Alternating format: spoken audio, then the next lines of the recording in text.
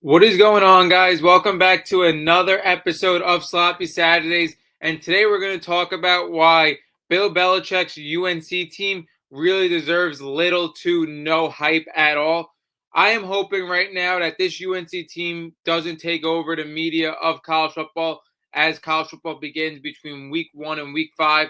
This UNC team reminds me a lot of Colorado in its first year, a team with just a ton of transfers, a team with no continuity, and a team that has a lot of hype because of the figure that their coach is. Now, a little bit different from the Colorado team. The Colorado team at least had a guy in Travis Hunter, a guy that we have never seen before, with a skill set we have never seen before, and a quarterback in Shedeur Sanders that was an above average quarterback in college football for sure, one of the better quarterbacks in college football. But when we look at this UNC team, they have absolutely nothing when we talk about on the playing field that could get a college football fan excited for. Now, if you want to look at Bill Belichick and you want to follow him throughout his season, because again, he's arguably the best NFL coach of all time, I 100% stand by that. If you are just a fan, a spectator, want to see how his season pans out, sure. But this team should not and should never be in the top talks of college football at all because they have literally nothing to give anybody in terms of what is on the field.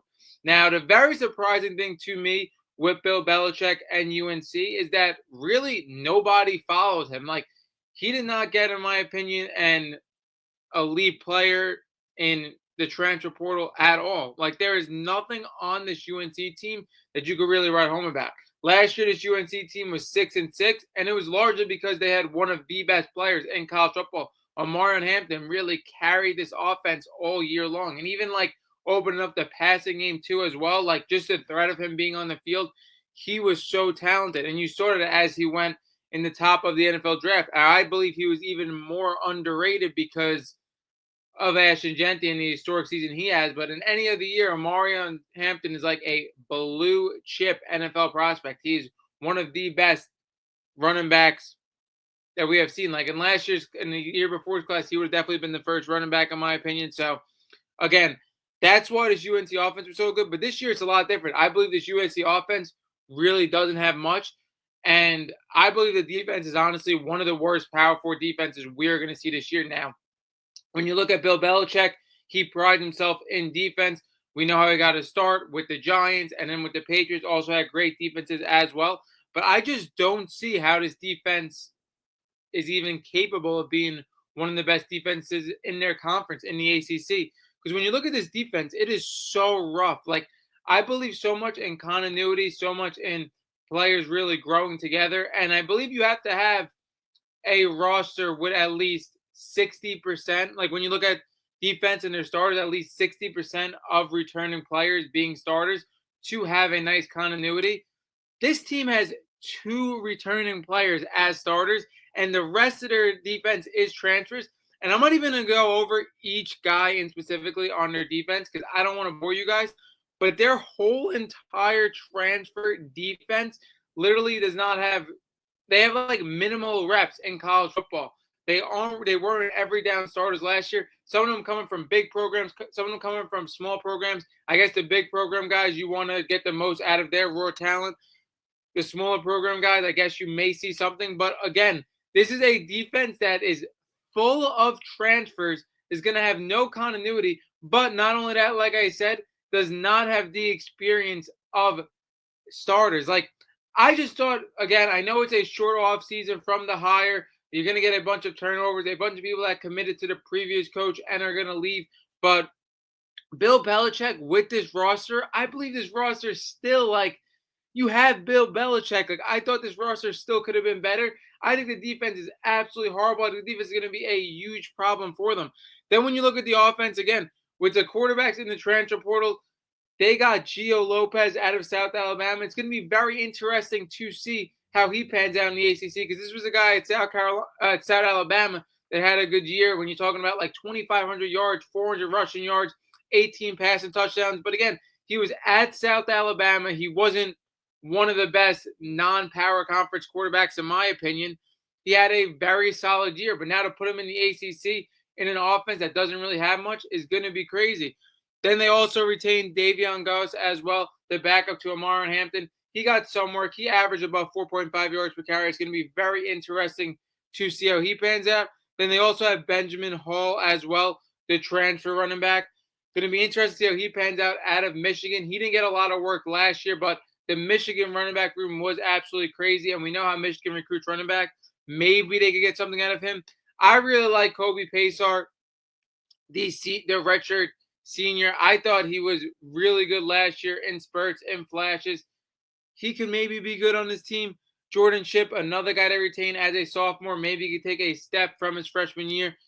And then you have Isaiah Johnson as well. But again, this offense doesn't really have much. And I think this defense is going to be a tremendous problem for Bill Belichick and his team. Now, the one thing I do have to say about this team compared to, like I said, the Colorado team, their schedule has so much room for opportunity. But the one thing I do have to say before we get in their schedule is I feel like a lot of people think like since Bill Belichick had all the success in the NFL that he's just going to outcoach everybody in college football. We were also talking about Bill Belichick in his last 5 years in the NFL that never won a playoff game, that his last 5 years were a complete disaster. Him stepping in as a GM, trying to recruit college talent with the draft picks, really missed on a lot of people as well. And you're talking about a new age college football, and we have seen it time and time again where coaches go from college to pro, pro to college. It is almost like transitioning to coach a completely different sport.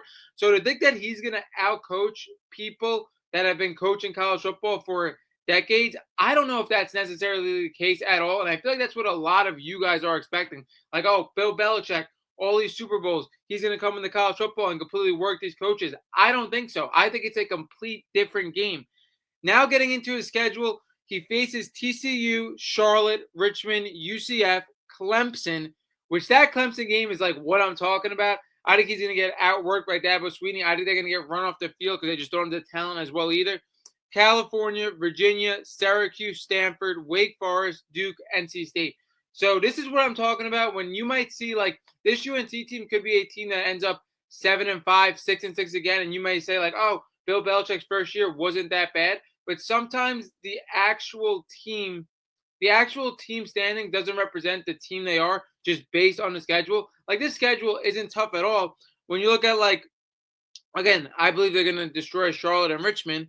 But then when you go to TCU, UCF, Clemson, California, Virginia, Syracuse, Stanford, Wake Forest, Duke, NC State, all of those Power 4 schools, they just got to go 5-5 and beat Charlotte and Richmond. And again, they're a 7-5 team.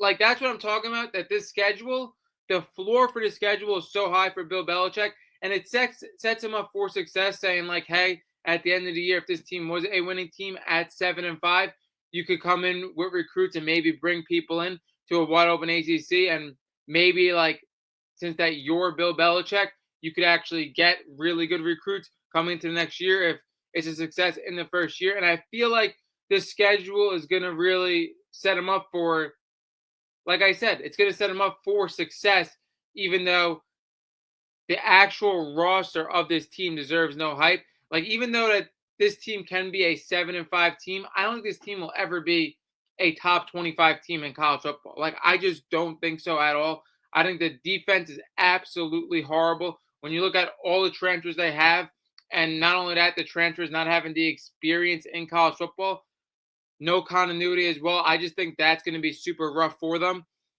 The schedule, like I said, it is going to be in Bill Belichick's favor, and at least maybe like this is why that they might gain a little bit of hype. But I don't want you guys to get tricked. Like if they start out the season like 4-1 or something because of the schedule, I don't want you guys to get tricked and think like, oh, Bill Belichick's doing this unbelievable job. UNC could be a whatever top 25 team, even if they come in like at 25 or something in the beginning of the year. Like I don't want you guys to get tricked. I think this team really has not a lot of talent for a Power 4 school, and I think Bill Belichick is going to have to go through a little bit of a learning curve. Again, I'm not just giving him like one of the best coaches in college football because of how great he was as an NFL coach. This is a completely different day and age and basically a completely different sport when you talk about college to the NFL. So that wraps up this episode of Sloppy Saturdays. Don't buy into this UNC hype at all. They aren't going to be a great football team no matter what the record says. And Sloppy Saturdays is out.